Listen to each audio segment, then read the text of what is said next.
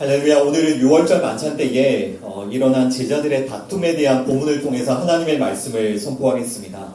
두 가지 주제입니다. 첫 번째 주제는 또 누가 크냐 하는 다툼이 난지라. 그리고 두 번째 주제는 가장 작은 어린아이로 오신 예수님. 이렇게 두 가지 주제로 말씀 나누겠습니다.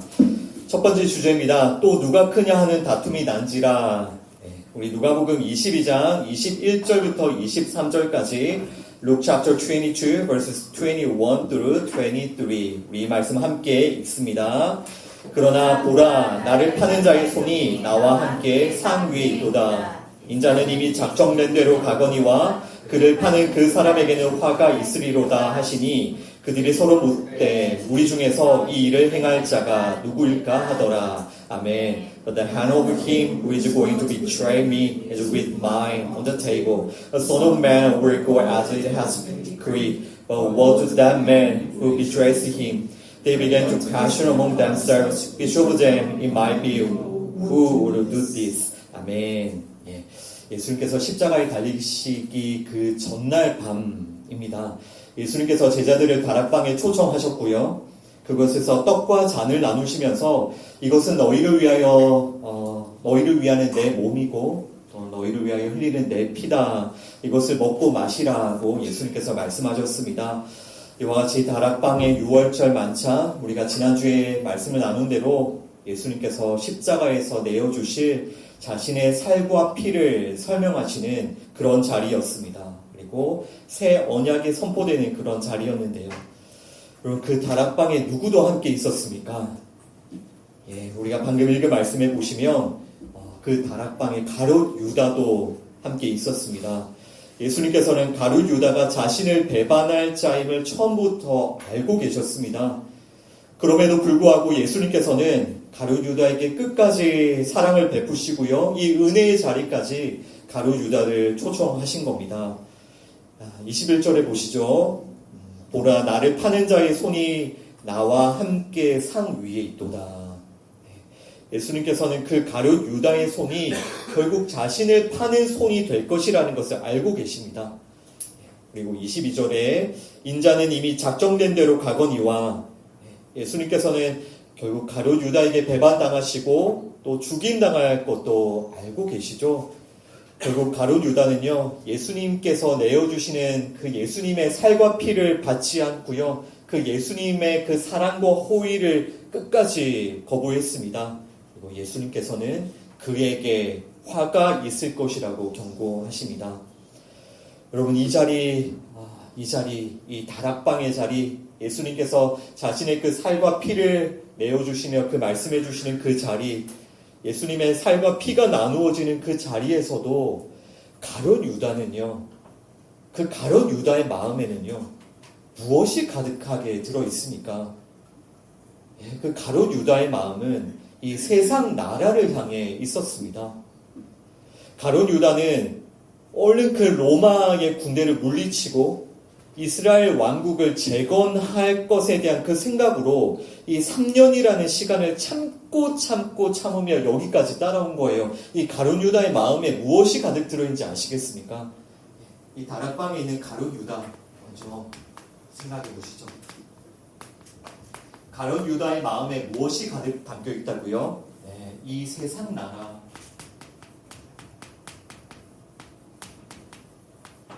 그의 마음이 이 세상 나라에 대한 생각으로 가득 차 있습니다. 그래서 그에게 지금 예수님께서 주시는 떡과 잔은 가룟 유다에게 어떤 의미로 다가왔을까요? 그 6월절의 회복. 예전에 이스라엘이 6월절에 출애굽하였던 것처럼 이 6월절에 이제는 이스라엘이 로마로부터 독립을 해야 될 때구나. 그러니까 그 다락방에서 예수님께서 나누어주시는 그 살과 피가 가룟 유다에게는 지극히 이 세상 나라에 대한 것으로 여겨지는 것입니다. 따라서 지금 이 세상 나라에 대한 생각으로 가득 찬 이 가룟 유다에게는요, 예수님의 살과 피가 필요한 게 아니죠. 그에게는 지금 당장 예수님의 살과 피는 와닿지도 않고 전혀 필요하지도 않고요. 지금 당장 가룟 유다에게는 무엇이 필요합니까? 강력한 군대에 강력한 힘, 그 로마의 군대를 몰아낼 수 있는 강력한 군대가 필요한 것이죠. 그리고 그는 이것을 위해 이 강력한 군대, 또 강력한 세상 힘을 얻기 위해서 예수님을 이용하고 있는 것입니다. 그래서 그는 어떤 계획을 세웠냐면요. 예수님과 기득권자들과 싸움을 붙이기 위해서 예수님을 팔고 있는 것입니다. 이렇게 하면 예수님과 그 기득권자가 서로 싸우게 만들면 분명히 예수님이 무슨 액션을 시작할 거다라고 생각했던 거죠. 예수님이 분명히 독립투쟁을 위한 어떤 액션을 시작할 것을 예상하고 예수님을 팔아서 기득권자와 싸움을 붙이고 있는 것입니다. 23절에 제자들의 반응은요. 우리 중에서 이 일을 행할 자가 누구일까? 그러니까 나를 파는 자가 이곳에 있다는 예수님의 말씀을 들은 제자들이 서로 묻는 거예요. 아니 누가 이 일을 행하는가? 자, 여러분 근데 지금 우리가 누가복음을 나누고 있는데요. 지금 다른 복음서와는 달리 누가복음에서는요. 예수님께서 가룟 유다를 정확히 지명하는 말씀들이 많이 생략이 되어 있습니다. 지금 이렇게 우리가 방금 읽은 말씀 뒤에 곧바로 제자들이 서로 누가 크냐를 두고 싸움이 일어나는 상황이 곧바로 이어집니다. 반면에 마태복음, 마가복음과 같은 이런 복음서에는요. 어떤 말씀들이 아주 자세하게 기록이 되어 있냐면 나와 함께 그릇에 손을 넣는 그가 나를 팔리라. 이런 예수님의 말씀. 또 랍비여 나는 아니지요라는 그 가룟 유다의 질문. 또 네가 말하였다라는 그 예수님의 대답까지 가룟 유다를 아주 정확하게 지목하는 예수님의 그 말씀이 아주 상세하게 기록이 되어 있어요. 또 요한복음에는 어떤 말씀이 또 설명이 되어 있냐면요. 베드로가 요한을 시켜서 그 배신자가 누구인지를 예수님께 질문을 하죠. 그리고 예수님께서는 가룟 유다에게 떡 한 조각을 주시면서 네가 하는 일을 속히 하라. 네가 하는 일을 속히 하라. 이 말씀까지 요한복음에도 예수님께서 가룟 유다를 지목하는 그 말씀이 아주 자세하게 기록이 되어 있어요. 그런데 반면에 누가복음은 가룟 유다 한 사람에 대한 지목보다는요. 제자들의 전체적인 반응과 또 모든 제자들의 싸움에 대해서 더욱더 자세하게 기록이 되어 있습니다. 이게 어떤 의미인지를 아시겠습니까? 지금 누가복음은 이 가룟 유다 한 사람에게 집중하는 것이 아니라 가룟 유다가 결국 모든 제자들을 대표하고 있고요. 또 결국 이 가룟 유다 한 사람이 우리 모든 죄인들을 대표하고 있다는 사실에 초점을 맞추고 있는 거예요. 아시겠죠? 그래서 우리는 이 누가복음에 등장하는 이 가룟 유다를 통해서 이게 바로 모든 제자들의 모습이구나. 결국 서로 싸우는 모든 제자들의 모습이고 바로 이게 우리들의 모습이구나 라는 것을 먼저 기억을 해야겠습니다. 그러니까 성경에서 우리는 가룟 유다를 만날 때마다 무엇을 기억해야 된다고 했습니까? 이것이 바로 나의 옛사람의 모습이구나. 우리는 가룟 유다를 만날 때마다 나의 죄를 기억하면서 주님께 회개해야 하는 것입니다. 우리가 이런 말씀을 읽을 때 그냥 가룟 유다라는 그 한 사람에 대한 비난에 그치는 것이 아니고요. 이 가룟 유다가 모든 제자들의 모습이고 바로 우리 모든 죄인들의 모습, 나의 옛사람과 나의 죄를 기억하고 회개하는 여러분들 되시길 바랍니다. 그러니까 이제 곧 서로 막 싸우는 그 제자들이 가룟 유다와 똑같은 자들인 겁니다. 그리고 이것이 바로 우리들의 옛사람의 모습이고요. 그리고 예수님은 우리 같은 이 죄인들을 구원하시기 위해서 정말 혼자 하나님께 순종하시면서 묵묵하게 그 십자가의 길을 걷고 계시는 겁니다. 자, 우리 계속해서 말씀 좀 더 읽어보겠습니다. 누가복음 22장 24절부터 27절까지 Luke chapter 22, verses 24 through 27 함께 읽습니다. 또 그들 사이에 그중 누가 크냐 하는 다툼이 난지라 예수께서 이르시되 이방인의 임금들은 그들을 주관하며 그 집권자들은 은인이라 칭함을 받으나 너희는 그렇지 않을지니 너희 중에 큰 자는 젊은 자와 같고 다스리는 자는 섬기는 자와 같을지니라. 앉아서 먹는 자가 크냐? 섬기는 자가 크냐? 앉아서 먹는 자가 아니냐? 그러나 나는 섬기는 자로 너희 중에 있노라. 아멘. This people also rose among them as to which of them was considered to be greatest. Jesus said to them, the kings of the Gentiles lord it over them, and those who exercise authority over them for themselves benefactors. But you are not to be like that. Instead, the greatest among you should be like the youngest, and the one who rules like the one who serves. For who is greater, the one who is at the table or the one who serves? Is it not the one who is at the table, but I am among you as one who serves? 아멘, 아멘. 예, 오늘 우리가 나눌 누가복음 그 본문 말씀 여기까지인데요. 우리가 읽은 것처럼 또 제자들 사이에 누가 크냐라는 다툼이 일어났습니다. 그러니까 누가 배신자냐라는 그 이야기를 하다가 결국 더 누가 크냐라는 그런 싸움으로 번지는 그런 상황입니다. 지금 이때가 언제고 여기가 어딘지를 아시죠? 예수님께서 이제 곧 십자가를 지시고요. 예수님께서는 자신의 살과 피를 내어주시는 그 자리입니다. 그 자리에서 제자들이 무엇을 하고 있습니까? 제자들은 누가 크냐를 두고 서로 싸우고 있는 것입니다. 이것을 두고 서로 싸우는 것은요, 처음이 아니에요. 네. 제자들은 종종 이 문제를 가지고 늘상 싸워왔습니다. 누가 크냐? 우리들 중에 누가 제일 크냐? 계속해서 이걸 두고 왜 싸웠냐면요. 다들 무슨 생각, 아까 가룟 유다 마음에 이 세상 나라가 가득한 것처럼 제자들에게도 이 생각이 가득한 거예요. 예수님께서 이스라엘 왕국을 세우실 것인데 그 이스라엘 왕국이 세워지면 우위정 또 좌위정 같은 그 자리를 내가 차지해야 된다라는 그 탐욕으로 제자들의 마음이 가득한 겁니다. 그러니까 누가 더 크냐, 누가 그 우위정의 자리에 앉을 거냐, 누가 그 좌위정의 자리에 앉을 거냐를 두고 틈만 있으면 서로 싸우는 것이죠. 이렇게 서로 싸우는 제자들에게 예수님께서는 무슨 예시를 드시냐면요, 이 세상 나라의 정치 권력의 예를 들어서 한 가지를 말씀하시는데요. 25절을 보시죠. 이방인의 임금들은 그들을 주관하며 그 집권자들은 은인이라 칭함을 받는다. 이게 무슨 뜻이냐면요, 예수님께서 지금 세상의 왕들, 세상의 그 집권자들에 대해서 어떻게 설명하시냐면, 세상의 왕들은 백성들을 강제로 다스린다. 주인이 노예를 지배하는 것처럼 세상의 왕들은 백성들에게 권력을 휘두른다. 그러면서도 그들은 자신들이 마치 백성의 은인인 것처럼 행세한다. 이것이 예수님의 말씀이에요. 여기서 그 은인, 그 benefactors라는 것은 당시 이집트, 시리아, 로마 등을 다스리던 그 폭군들 있죠. 그 폭군들에게 실제로 붙여졌던 칭호예요. 그러니까 실제로는 폭군인데 자칭 은인이다라고 사람들로부터 존경과 그런 칭찬을 누리는 게 그 당시의 지도자들의 모습이었습니다.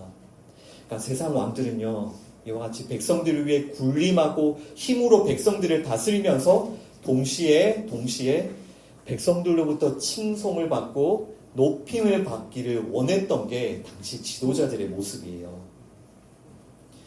자, 26절에 예수님께서는 이런 지도자들을 설명하시면서 너희는 그렇지 않을지니. 그러니까 예수님께서는 지금 세상의 지도자들이 가진 그 힘을 원하고 또 그 세상 지도자들, 그 임금과 그 집권자들의 그 자리에 앉기를 원하는 제자들, 거기에 앉고 싶어서 전부 다 싸우고 있잖아요. 누가 거기에 앉을 거냐를 두고. 그러니까 그 자리에 앉기를 원하는 그 제자들을 책망하시는 거예요. 너희는 그렇지 않을지니. 너희는 그래서는 안 된다. 너희는 그 힘을 원해서는 안 되고 너희는 그 자리에 앉으면 안 된다. 이것이 예수님의 말씀이죠. 자, 지금 예수님께서 그 예시로 주시는 그 정치 지도자들을 한번 생각해 보시죠. 자칭 은인입니다. 자칭 은인이다라고 하는 그런 임금과 집권자들이죠. 세상의 임금과 집권자들이 있는데요. 지금 예수님 말씀은 결국 이 임금과 집권자들은 세상의 힘과 권력을 위해서 사는 자들이죠. 세상의 힘을 위해서 사는 자들이고요. 결국 세상의 힘과 권력을 얻어서 결국 뭘 하기를 원하냐면 세상으로부터 칭찬을 받고요. 칭송을 받고요. 자신을 높이기를 원해요. 이것이 지금 예수님께서 예시로 드신 세상 지도자들의 모습이에요. 세상의 힘과 권력을 있는 대로 끌어모아서 그곳으로 뭘 한다고요? 결국 자기를 칭송하고 자신을 높이는 그것이 세상 지도자들의 모습이에요. 근데 이 제자들이 그것을 위해서 그것을 얻고자 그 자리에 올라가고자 지금 서로 싸우고 있으니 너희는 그렇지 않을지니 말씀하고 계시는 겁니다. 그런데 안타깝게도 제자들이 정말 그토록 갖고 싶어하는 그토록 안고 싶어하는 것이 무엇이라고요?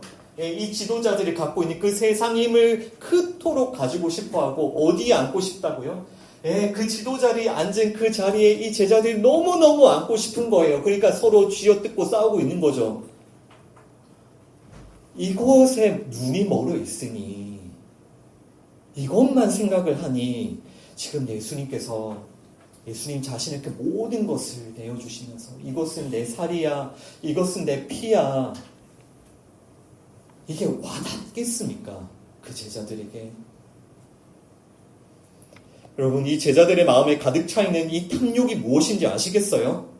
제자들은 세상의 그 힘과 권력을 얻기 위해 결국 그것을 얻어서 자기가 칭송받고 높은 자리에 앉기 위해 여기까지 예수님을 따라온 거예요.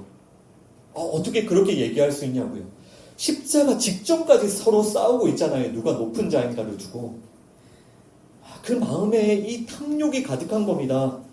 제자들은 세상의 높은 자리에 군림하면서 세상을 다스리기 위해서 예수님을 따라온 거예요. 이분 따라가면 나도 저 사람들처럼 저 자리에 앉을 수 있겠구나. 이 생각을 하면서 여기까지 따라온 겁니다.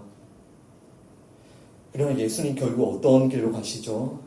로마 군인들에게 힘없이 끌려가시죠. 이런 예수님을 보면서 그 제자들이 가졌던 실망과 분노가 조금 이해되세요? 이것을 위해서 3년 동안 내 모든 걸 다 바쳐서 이 예수라는 분을 따라왔는데 그 로마 군인에게 힘없이 끌려가는 그 예수님에 대한 실망, 그 분노, 그 낙심. 이렇게 제자들의 마음에 이것이 가득 차 있습니다. 그러나 예수님은 이 땅에 어떤 자로 오셨다라고 하십니까? 27절에 보시면요. 나는 섬기는 자로 너희 중에 있노라고 말씀하시죠. 여러분 잘 기억하십시오. 예수님은 어떤 자로 이 땅에 오셨다고요? 섬기는 자. 예수님은 분명히 섬기는 자로 오셨다라고 하십니다. 그러니까 젊은 자, 어린 아이와 같은 모습인 거예요. 그것이 어린 아이와 같은.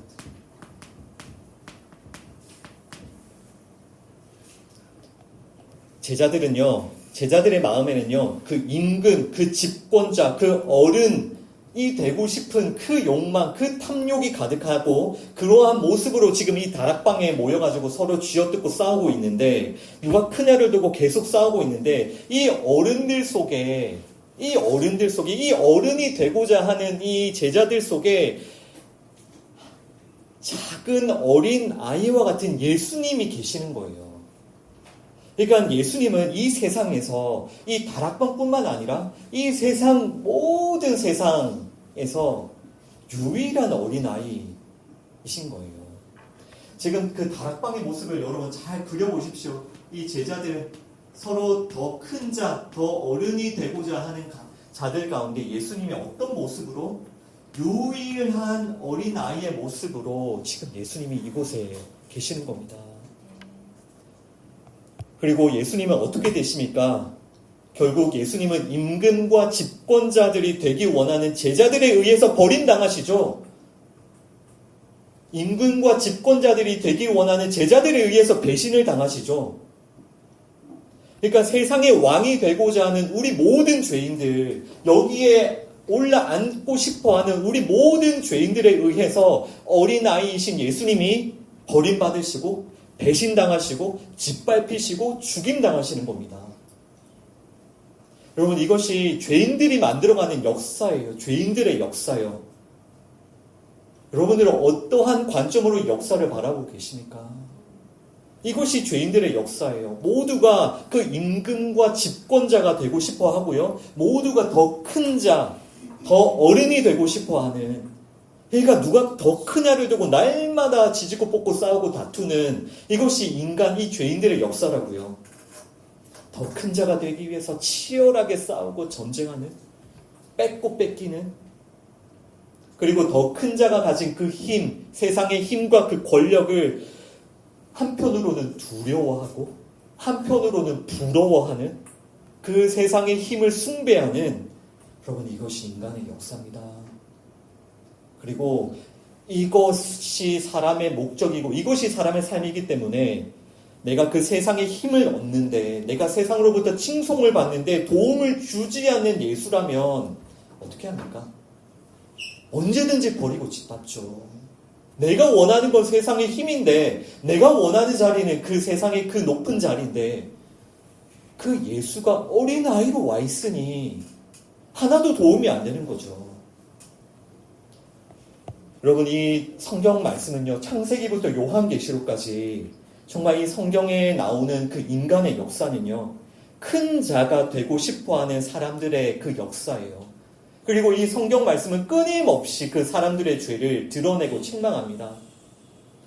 성경에서 그 큰 자, 지금 이 제자들이 원하는, 그 안고 싶어하는 그 큰 자가 성경에서는요, 때로는 용사, 또 때로는 사냥꾼, 때로는 왕, 임금, 황제, 또 때로는 부자, 다양한 역할로 등장해요. 정말 다양한 역할로 등장하는데 그 타이틀과 겉모습은 달라도요, 알맹이는 똑같습니다. 그 알맹이가 가지고 있는 추구하는 것, 원하는 그 탐욕은 똑같다고요. 용사, 사냥꾼, 임금, 왕, 부자. 그러니까 하나님을 떠나서 스스로 신이 되고 스스로 왕이 되고 왕이 되겠다라고 하는 자들 모습인 겁니다.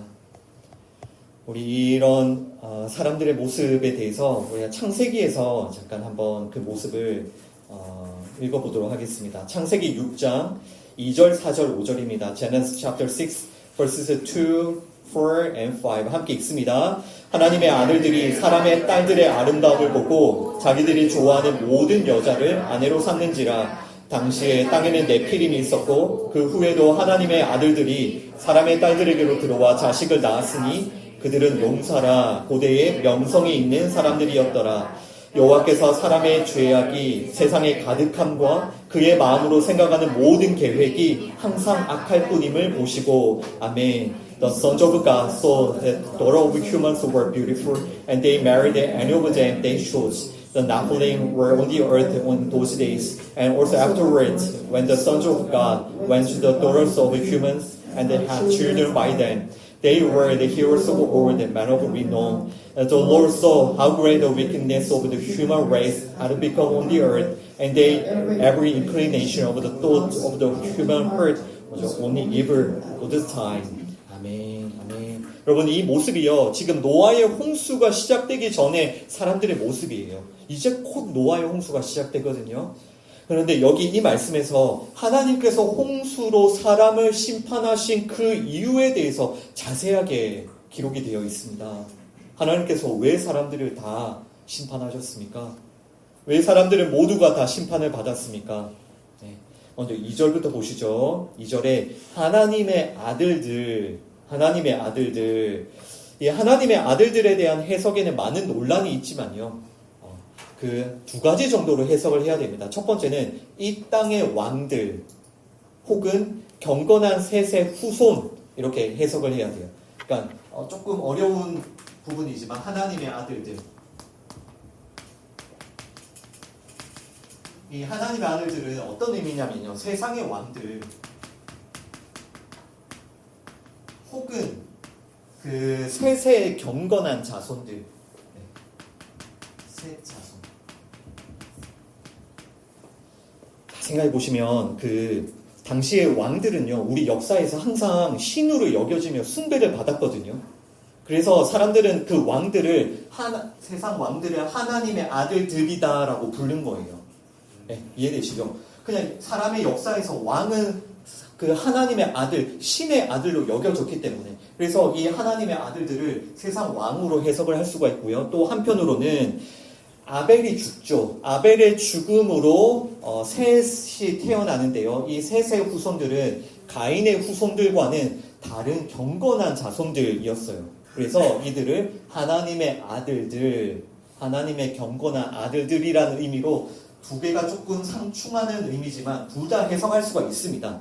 그런데 이 하나님의 아들들을 이 땅의 왕들로 해석하든 혹은 셋의 경건한 자손으로 해석하든 지금 이 말씀은요, 하나님께서 심판하시는 그 죄, 홍수로 진멸하시는 그 인간의 죄를 고발하고 있는 말씀이에요.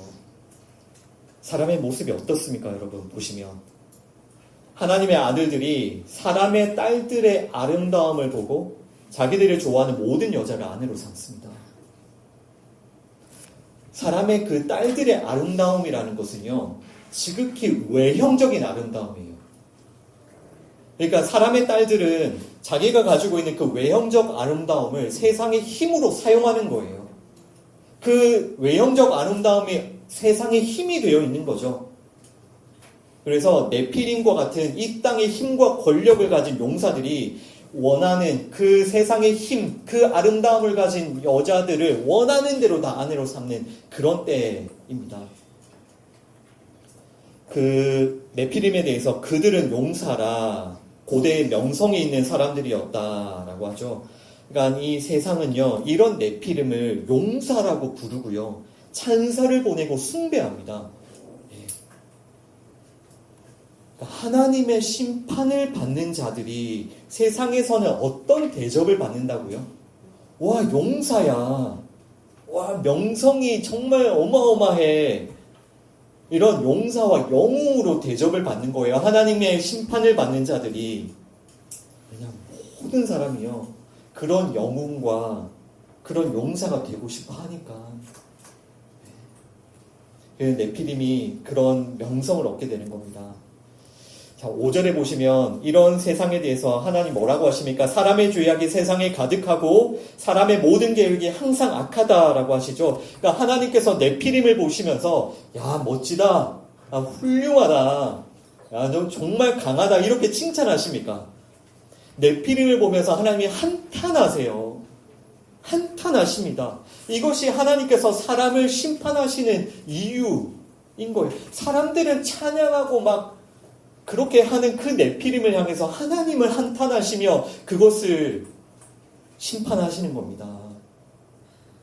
여러분, 그 사람이 가지고 있는 어떤 사상, 우리 사람을 지배하고 있는 생각과 사상이 무엇인지를 한번 잘 생각해 보십시오. 그때, 그 노아의 홍수 때나 지금이나 똑같습니다. 사람을 지배하고 있는 사상이요. 하나님을 의지하지 않고요, 하나님께 순종하지 않고요, 뭘 숭배한다고요? 세상의 힘요, 세상의 힘. 오직 그 세상의 힘을 숭배하면서 세상의 힘을 끌어모아서 무엇이 되려고 하는? 세상의 용사가 되려고 하는. 그러니까 이 세상 힘의 원리, 이것이 사람을 다 지배하고 있는 거예요. 원하는 것은 반드시 손에 넣고자 하는 그 탐욕, 내가 그것을 얻어서 내가 반드시 이 세상의 용사가 되고자 하는 그 탐욕, 내가 원하는 세상의 힘을 얻기 위해서는 반드시 남을 밟고 올라서더라도 내가 높은 자리에 올라앉겠다는 그 탐욕요, 내가 인정받고 내가 인기를 얻고 은인이라 칭함을 받고 명성을 얻고자 하는 그 탐욕, 이것이 사람의 마음을 지배하고 있으니까요. 이 탐욕이 마음을 지배하고 있으니까요. 제자들은 이 다락방에 와서까지 서로 누가 크냐고 싸우고 있는 것이고요. 한편으로는 세상의 힘을 내가 원하는 만큼 얻지를 못하고, 내가 인정을 받지 못하고, 내가 원하는 그 자리, 그 높은 자리에 올라가지 못하면요, 사람이 어떻게 됩니까? 끝없는 두려움과 끝없는 낙심과 끝없는 우울에 빠지죠. 그 나락으로 떨어지죠. 그러니까 모든 사람이 이 세상의 원리에 지배를 당하고 있어요. 우리 아까 예수님 말씀하신 임금, 집권자, 이런 로마 황제, 그런 자리까지는 아닐지라도요, 모든 사람은 자기가 원하는 그 높은 자리가 있습니다. 자기가 반드시 받고자 하는 그 인정과 인기와 존경이 있어요. 내가 반드시 받고 싶은 그 나의 가치가 있어요. 그리고 그것을 얻기 위해 내가 세상에 힘을 얻고 내 가치를 높이기 위해서라면요, 진짜 사람은 어떤 대가라도 다 치러내요. 그 세상에 힘을 얻기 위해서라면 어떤 수련과 수행과 고행도 마다하지 않습니다. 그것이 사람이라는 존재예요. 세상에 힘을 얻기 위해서. 대신 내가 그렇게 세상에 힘을 얻고 내가 그 자리에 올라 앉았으면 무시받는 거 절대 못 참죠. 무시받는 거 절대 못 참습니다. 자, 여러분, 지금 우리가 창세기에서 나눴던 이 네피림에 대해서도 우리가 한번 잠깐 정리를 해보면요, 네피림이라는 자들이 나오죠. 네피림도 똑같지 않습니까, 여러분? 무엇을 위해서 살아갑니까? 세상의 힘, 세상의 그 아름다움, 그 세상의 힘을 얻어서 자신들의 어떤 존재로? 진짜 용사라는 그 세상의 명성, 이걸 통해서 결국 누구를 높입니까? 자신을 높이죠.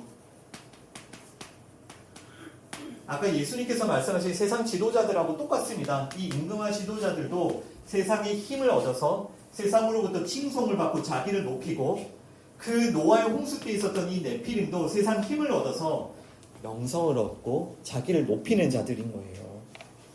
똑같습니다. 이것이 창세기로부터 이어진 네피림의 역사, 용사들의 역사, 세상 힘의 원리의 역사, 하나님을 떠난 인간의 역사, 그리고 지금 그 네피림들이 다락방에 와서까지도 서로 쥐어뜯고 싸우고 있는 거예요.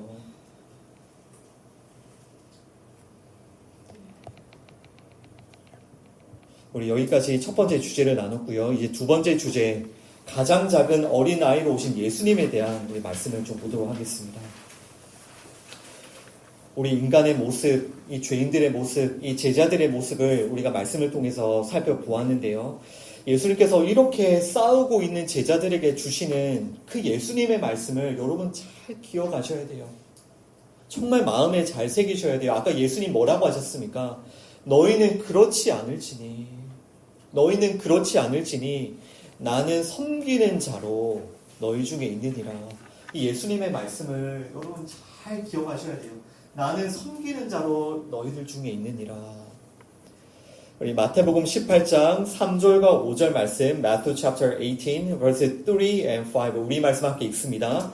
이르시되 진실로 너희에게 이르노니 너희가 돌이켜 어린 아이들과 같이 되지 아니하면 결단코 천국에 들어가지 못하리라. 또 누구든지 내 이름으로 이런 어린아이 하나를 영접하면 곧 나를 영접함이니. 아멘. And he said, I tell you the truth, unless you change and become like a little children, you will never enter the kingdom of heaven. And whoever welcomes one such child in my name welcomes me. 아멘. 아멘. 이 말씀도요, 누가 크냐를 두고 서로 싸웠을 때에 예수님께서 하신 그 말씀인데요. 누가 크냐를 두고 싸우는 제자들 앞에 예수님께서 누구를 한 명 데리고 와서 세우세요? 작은 어린 아이 한 명을 예수님께서 데리고 와서 이렇게 세우시는데 뭐라고 하시냐면요. 너희는 돌이켜, 그러니까 너희는 뭔가가 변화가 되어서 뭔가가 바뀌어서 이 어린 아이와 같이 되라. 이 어린 아이와 같이 되어야 돼. 그렇지 않으면, 어린아이와 같이 되지 않으면 결단코 천국에 들어가지 못할 것이다 라고 예수님께서 엄하게 말씀하시죠. 그 싸우고 지지고 뽑고 있는 제자들에게. 그러면 지금 여기서 예수님께서 어린아이를 한 명 데리고 와서 이 어린아이와 같이 너희가 되어야 돼. 너희 반드시 이렇게 어린아이와 같이 변화가 되어야 돼 라고 할 때 이 어린아이는 어떤 의미를 의미입니까? 뭐 어린아이가 가지고 있는 여러 요소들 있잖아요. 어떤 의미입니까? 네, 어떤 의미입니까? 어린아이는 부모 없이 살 수 없죠. 지금 예수님께서 어린아이를 세우면서 말씀하시는 그 핵심은 절대적으로 부모만 의지하는, 부모를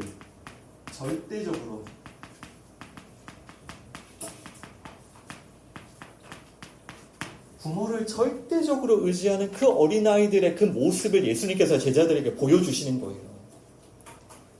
그러니까 쉽게 말해서 우리는 어린아이와 같이 되어서 우리는 절대적으로 누구만을 의지해야 된다라는 뜻입니까? 너희는 어린아이가 되어서 하나님만 절대적으로 의존해야 돼.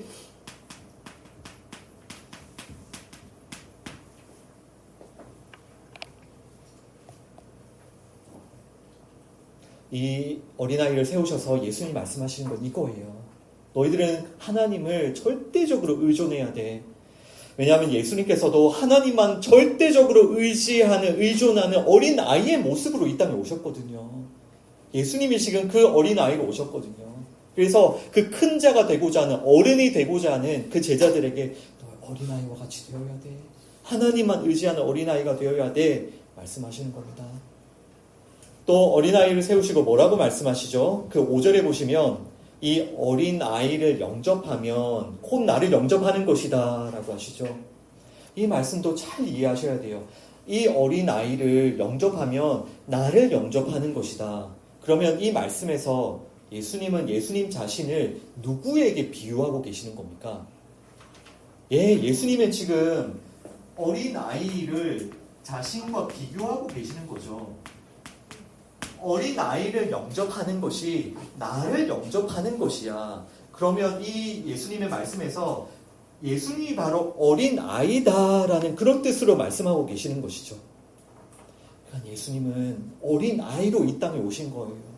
절대적으로 하나님만 의지하시고요. 하나님 없이는 살 수 없는 그런 존재로 이 땅에 오셨어요.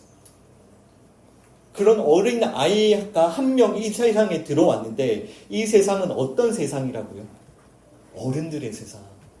세상에 있는 힘을 끌어모아서 내가 더 큰 자, 내가 더 큰 어른이라고 지지고 볶고 싸우는 그 세상 속에 아주 작은 어린아이로 예수님께서 들어와 계시는 겁니다. 정말 유일한 어린아이세요. 유일한 어린아이. 세상 눈 닦고 찾아봐도 없어요. 다 큰 자들인데, 다 어른들인데 유일한 어린아이. 자, 그러면 한번 생각해 보십시오. 우리도 어릴 때부터 이 세상 속에서 자라면서 세상 힘의 원리에 지배되어 있죠. 우리도 그 제자들처럼 다 지지고 볶는 그런 자들이잖아요. 그러면 우리가 이 죄악의 역사, 우리를 지배하고 있는 이 세상 힘의 원리를 멈추기 위한, 이걸 끊어내기 위한 유일한 방법이 무엇입니까? 어린아이를 만나야죠. 진짜 어린아이이신 예수님을 만나는 것 외에는 방법이 없어요. 방법이. 우리는 어린아이로 오신 그 예수님을 영접하지 않으면요. 그 예수님을 만나지 않으면요. 그 예수님을 알아가지 않으면요. 정말 어린아이가 뭔지 조금도 모릅니다. 알 수가 없어요. 우리 다 어른들이니까.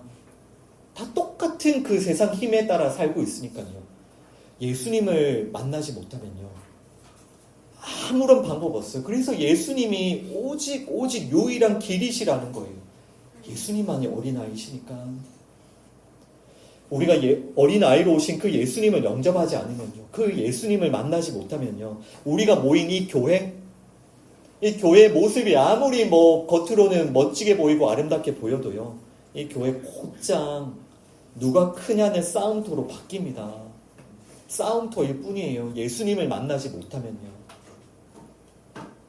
빌립보서 2장 8절 말씀 읽어보겠습니다. Philippians chapter 2 verse 8. 이 말씀 함께 읽습니다. 사람의 모양으로 나타나사 자기를 낮추시고 죽기까지 복종하셨으니 곧 십자가의 죽으심이라. 아멘. And being found in appearance as man, he humbled himself by becoming obedient to death, even death on a cross. 아멘. 아멘. 그 어린아이로 오신 그 예수님의 모습을 보십시오. 예수님은 자기를 비우시고 자기를 낮추시고 죽기까지 하나님께 복종하셨죠. 이것이 어린 아이의 모습이에요. 네피림과 왕들과 어른들에게 버림당하고 배신당하고 짓밟히고 맞아 죽더라도 끝까지 누구만? 하나님만 의지하고 하나님께만 순종하는 그 어린 아이요. 이것이 어린 아이의 모습이에요. 하나님만 전적으로 의지하는, 하나님의 뜻에 전적으로 순종하는 어린 아이의 모습이에요. 어른들에 의해서 십자가에 죽임당하는 삶, 이것이 어린 아이의 삶인 거예요. 우리가 오늘 말씀을 통해서 반드시 또 기억해야 될 한 가지는 무엇이냐면요. 예수님께서 지금 말씀하시죠. 이 어린아이 한 명을 영접하는 것이 나를 영접하는 것이다. 너희들은 나를 영접해야 된다. 그러면 이 예수님을 영접하는 자들은 반드시 어떤 삶을 살게 될까요? 반드시 어린아이의 삶을 살게 되어 있습니다. 삶을 반드시 따라갑니다. 이것을 여러분들 반드시 기억하셔야 돼요. 예수님을 영접한 성도는 어린아이의 삶을 그대로 따라갑니다. 예수님께서 보여주신 그 삶 있죠. 우리가 어릴 때부터 세상에서 보고 배우고 듣고 자란 그 삶 말고 예수님이 보여주시는 삶 있죠. 그 어린아이의 삶.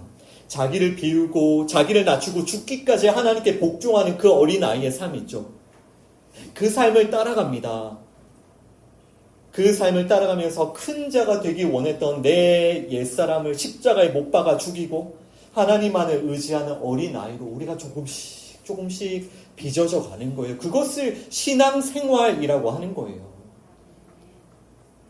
세상에서 힘 얻고 내가 큰 자가 되기 위한 게 그것이 신앙생활이 아니고요. 예수님을 영접하고 예수님을 따라가는 삶요. 그래서 예수님의 그 살과 피를 먹고 마시고 그 십자가를 통과하여 성령님이 임재하셨던 그 제자들의 삶을 생각해 보십시오. 그 큰 자가 되기 위해서 서로 지지고 볶고 싸웠던 제자들이 결국 어떤 삶을 살게 됩니까? 한 명 한 명이 어린아이와 같은 삶을 살다가 주님의 부름을 받습니다. 모든 제자들이요. 그 어른들에 의해서 맞아 죽으면서도요. 하나님만 의지하고 하나님만 붙들고 끝까지 어떤 삶? 예수님이 걸어가신 그 삶을 그대로 따라가요. 여러분 꼭 기억하십시오. 어린 아이로 오신 예수님을 영접하는 우리 성도들의 삶, 그 예수님을 따라가는 우리 성도들의 삶, 어린 아이의 그 삶, 어떤 삶이라고요?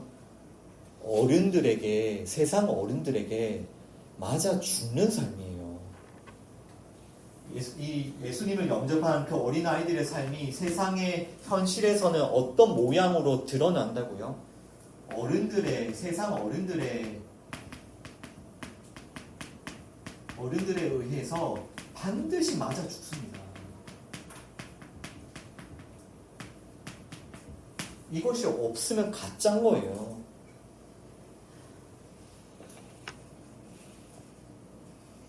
어른들에 의해서 어린아이들은 반드시 맞아 죽습니다. 왜냐하면요. 어린아이로 세상에 딱 들어가잖아요. 그러면 원래 어른들이 진짜 중요하게 여겼던 그 세상의 힘, 자기 그 명성, 그 칭찬, 그 높아짐, 그것을 부정하거든요. 어린아이가 딱 들어가면 세상의 그 어른들이 목숨처럼 그 귀하게 여기는 것들을 다 부정해버려요. 부인해버려요. 그거 하나도 중요한 거 아닌데? 이렇게 부인해버려요. 그러니까 그 어른들이 어린 아이를 때려 죽이는 거죠. 네가 뭔데 내가 목숨처럼 내가 귀하게 여기는 그 세상 힘을 네가 뭔데 무시하냐고. 그러니까 반드시 맞아 죽습니다, 여러분. 그리고 동시에 이 어린 아이들은요, 이제 그 어른들이 목숨처럼 귀하게 여기는 그 세상 힘에 대해서 자유하겠죠. 세상의 그 힘을 잠깐 가졌다고 교만하지 않고요. 그것을 가지지 못했다고 낙심하지 않습니다. 그것을 때로 하나님께서 주실 때도 있고 안 주실 때도 있는 거예요. 이 어린 아이들은요. 누구만 의지한다고요? 오직 하나님이 나와 함께 계심으로 기뻐하고요. 하나님만 의지하고요. 하나님이 내 삶을 인도하시니 항상 감사하고 항상 찬송 부르며 이 어린아이의 삶을 한 걸음 한 걸음 살아가는 겁니다. 여러분, 이것이 어린아이의 삶이에요. 이것이 어린아이로 오신 예수님을 영접하는 삶이라고요. 아까도 창세기 말씀을 좀 보았지만 네피림의 세상 속에서 그 노아가 어떻게 살았는지도 잘 생각해 보십시오. 노아는 그 네피림의 세상 속에서요, 뭐만 바라보니까 하나님의 언약, 그거 하나 붙듭니다. 그거 하나.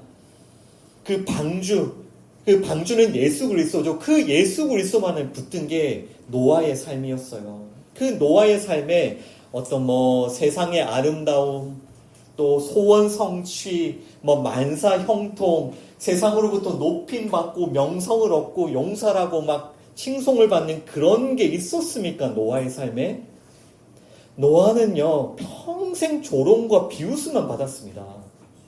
어린아이니까요. 말씀을 읽을 때 너무하다 싶을 때도 있죠. 하나님이 홍수를 준비하셨으면 노아가 그 방주를 그렇게 고생하며 만들고 있을 때 비 한두 번 정도는 오게 하시면 좋잖아요. 그러면 저 조금 저렇게 방주 짓고 있는 노아가 이해되는데 이렇게 느껴질 수 있잖아요, 사람들한테. 그런데 노아가 방주를 지을 때 한번 말씀을 읽어보세요. 정말 비 한 방울도 안 주신다, 하나님이. 비 한 방울도 안 와요. 그러니까 노아의 땀만이 비오도 쏟아지고 비가 한 방울도. 그러니까 노아는 이 땅에서 어떤 쟤 진짜 미쳤다. 그러니까 비웃음과 조롱거리가 될 수밖에 없는 겁니다. 이것이 어른들에게 맞아 죽는 삶이에요. 맞아 죽는 삶이라고요. 그 맞아 죽으면서도 하나님의 언약, 그 예수 그리스도, 그 십자가만을 붙드는 삶이 어린아이, 그 노아의 삶이었습니다. 갈라디아서 4장 29절입니다. Galatians chapter 4 verse 29. 우리 말씀도 함께 있습니다. 그러나 그때에 육체를 따라 난 자가 성령을 따라 난 자를 박해한 것 같이 이제도 그러하도다. 아멘. At the time the son born according to the flesh persecuted the son born by the power of the spirit. It is the same now. 아멘. 육체를 따라 난 자는 반드시 성령을 따라 난 자를 박해해요. 여기서 육체를 따라 난 자가 우리가 오늘 말씀에서 보는 것처럼 그 세상의 왕들, 임금들, 그 어른들, 그 큰 자들, 그 육체를 따라 난 자는 반드시 누구를 박해한다고요? 성령을 따라 난 자를 반드시 박해합니다. 반드시요. 이제도 그러하도다 그러시잖아요. 구약 때에도 신약 때에도 지금도 똑같습니다. 육체를 따라 난 자는 성령을 따라 난 자를 박해합니다. 이 일은 어디서나 언제나 항상 일어나는 일이에요. 왜냐하면 성령을 따라 난 자가 들어가면요, 육체를 따라 난 자들이 목숨처럼 붙드는 세상의 힘을 다 부인하기 때문에 나 그거 중요하지 않은데, 나는 하나님의 약속이 중요한데, 나는 예수가 중요한데. 여러분, 이 일이 항상 어디서나 일어난다는 거 꼭 기억하십시오. 세상이 어른들이 가득한 그 네피림의 세상이 어린아이로 오신 예수님을 미워하고 박해하고 짓밟고 죽인 것처럼요, 이 어린아이의 삶을 따라가는 우리 성도들, 이 복음을 붙들고 살아가는 우리 성도들은 반드시 어른들이 네피림의 세상 속에서 미움과 박해를 받습니다. 그리고 세상은 반드시 교회를 조롱하고 박해하겠죠. 교회가 진짜 어린아이의 삶을 따라가고 있다면, 교회가 정말 이 어른들의 세상 속에 이 어린아이의 삶을 따라가고 있다면 교회가 세상으로부터 칭송을 받고 높임을 받겠습니까? 아니면 비웃음을 받고 조롱을 받고 박해를 받겠습니까? 여러분, 이걸 잘 분별하셔야 돼요. 이 어른들에 맞아 죽는 이 삶을 이것이 교회의 모습인 거예요. 교회가 나아가야 될 길인 겁니다. 네피림을 두려워하지 않고 그 세상의 힘을 부러워하지 않고 이 네피림이 가진 그 힘에 대해서 숭배하지 않고 굴복하지 않는 이 성도들은 반드시 네피림에게 맞아 죽습니다. 이것이 십자가의 삶이에요. 예수님이 걸어가신 길입니다. 그리고 교회가 걸어가야 될 길이에요. 그러나 이 일이 그러니까 성령을 따라 난 자가 박해를 받는 이 일이요, 교회 안에서도 일어납니다. 교회 안에서도요, 육체를 따라 난 자가 성령을 따라 난 자를 박해해요. 교회 안에도 있거든요. 그리고 교회가 타락하면요, 교회는 그 누구보다도 그 네피림이 가진 그 세상의 힘을 얻고자 애를 쓰게 돼요. 그리고 그 타락한 교회는 누가 큰지를 두고 다투는 싸움터로 변하게 됩니다. 교회가 타락하면 얼마나 무서운지를 여러분 잘 아셔야 됩니다. 교회가 타락하면 이 어린아이로 오신 예수님을 만나지 못하고 그 어린아이가 가는 그 어린아이의 삶을 살지 못하는 그 타락한 교회, 세상에 힘을 얻기 위해서 사역을 하고요, 세상에 힘을 얻기 위해서 신앙생활을 하게 됩니다. 얼마나 비참합니까?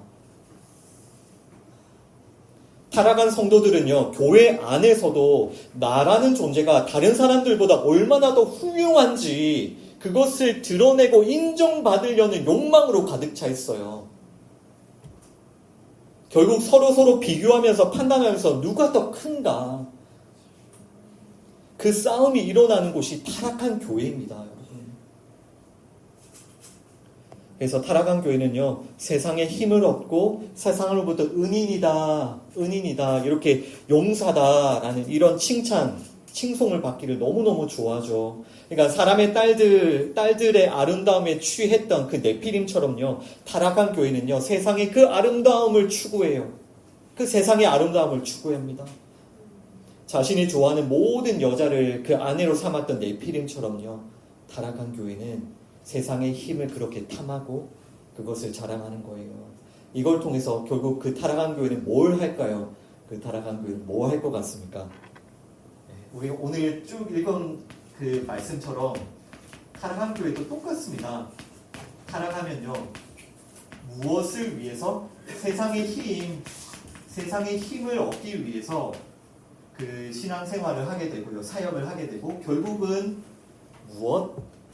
세상으로부터 칭송을 받고 높임을 받는 거예요.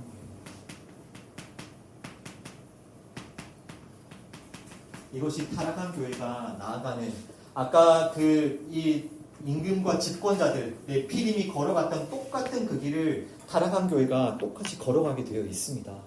똑같이 걸어갑니다. 세상으로부터 용사라고 인정받고 명성 얻기를 좋아하는 그 교회의 모습, 잘 분별하셔야 돼요.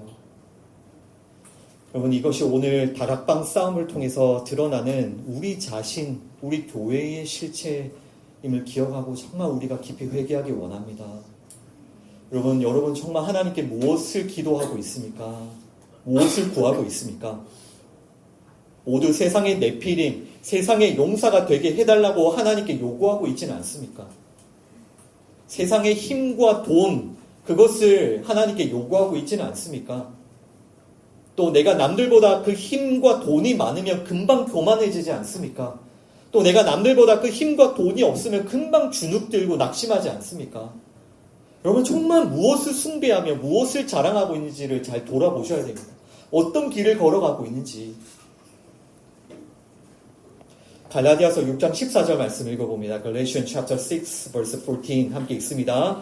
그러나 내게는 우리 주 예수 그리스도의 십자가 외에 결코 자랑할 것이 없으니 그리스도로 말미암아 세상이 나를 대하여 십자가에 못 박히고 내가 또한 세상을 대하여 그러하니라. 아멘. May I never boast except the cross of our Lord Jesus Christ, through which the world has been crucified to me, and I to the world. 아멘.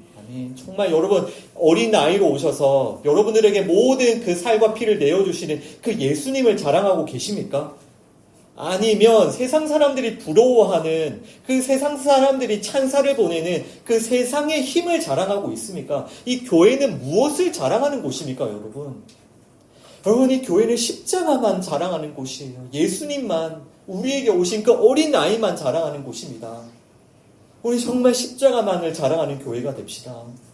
바울이 고백하잖아요. 나는 그리스도 십자가 외에 결코 자랑할 것이 없다. 자랑할 것이 없다. 십자가를 통해서 내가 세상에 대해 죽고 또 세상은 나에 대해 죽었으니까요. 네피림과 어른들의 세상으로부터 짓밟히더라도 박해를 당하더라도 끝까지 이 어린아이의 삶을 따라가시겠습니까? 아멘. 예. 어린아이로 오신 그 예수님을 자랑하면서 정말 그 어린아이로 살아가는 교회, 이 교회가 되기를 원합니다. 세상의 힘을 부러워하지 말고 세상의 힘을 구걸하지 말고 그것을 위해서 사는 것이 아니라 정말 하나님을 의지하며 하나님의 영광을 위해 예수님의 길을 따라가기를 원합니다. 타락한 교회에는 반드시 타락한 거짓 선지자들이 있고요. 타락한 거짓 메시지가 있습니다. 하나님을 잘 믿으면 이 성경대로 살면 세상의 힘을 얻을 수 있다고 말하는 자들 100% 거짓 선지자들이에요. 그러면 하나님을 잘 믿으면 세상의 힘을 얻을 수 있다고 가르치면 성경에 기록된 예수님의 제자들, 사도 바울과 1세기 성도들, 이 성경에 나오는 우리 신앙의 선배들은 하나님을 잘 믿질 못해서 세상의 힘을 못 얻었습니까? 그렇게 핍박받고 조롱받고 비웃음받고 그렇게 짓밟힘을 당했습니까? 하나님을 잘 못 믿어서? 잘 분별하셔야 됩니다, 여러분. 하나님을 잘 믿으면 세상으로부터 인정과 존경과 명성을 얻을 수 있다고 말하는 자들, 거짓 선지자들인 거예요. 하나님을 잘 믿으면요, 세상의 네피림들에게 짓밟힘 당합니다. 조롱 당한다고요. 세상은 절대로 어린 아이들의 삶을 원하지 않고 어린 아이가 누군지도 모르니까요. 그 어린 아이를 보면 하찮게 여기죠. 조롱하죠. 핍박하죠. 꼭 기억하십시오, 여러분. 교회가 또 여러분이 정말 십자가를 믿고 정말 십자가를 통과하고 정말 어린 아이로 오신 그 예수님을 따라 어린 아이의 그 삶을 따라간다면요, 세상으로부터 반드시 비웃음과 박해를 받게 되어 있습니다. 오늘 마지막 말씀 고린도후서 11장 30절 2 Corinthians chapter 11 verse 30 이 말씀 함께 읽습니다. 내가 부득불 자랑할진대 내가 약한 것을 자랑하리라. 아멘. If I must boast, I will boast of things that show my weakness. 아멘. 아멘. 여러분, 우리가 정말 무엇을 자랑해야 될지 아시겠습니까? 십자가를 자랑하고요. 우리의 약함을 자랑하고요. 여러분, 하나님께서 여러분에게 약함을 허락하셨습니까? 여러분, 하나님께서 우리 교회에 약함, 연약함을 허락하셨습니까? 그 약함을 자랑해야 됩니다. 왜냐하면요, 그 약함을 통해서 우리가 정말 어린아이처럼 하나님만을 의지하게 되기 때문에 그 약함이 어른이 되고자 하는, 네피림이 되고자 하는, 용사가 되고자 하는 그 우리의 욕망을 무너뜨리기 때문에 그 약함을 감사해야 되는 거예요. 그러니까 하나님께서 여러분 한 사람 한 사람이 허락하신 약함, 우리 교회에게 허락하신 그 약함을 통해서 우리 어른이 되고자 했던 우리 옛사람이 무너지고요. 우리 정말 어린아이가 되어가는 거예요. 하나님만을 의지하는. 그래서 바울은 어떻게까지 고백합니까? 하나님, 나의 약함을 감사합니다. 내 약함을 통해서 하나님의 능력이 드러납니다. 내 약함은 하나님께서 역사하시는 통로입니다. 라고 고백하는 겁니다.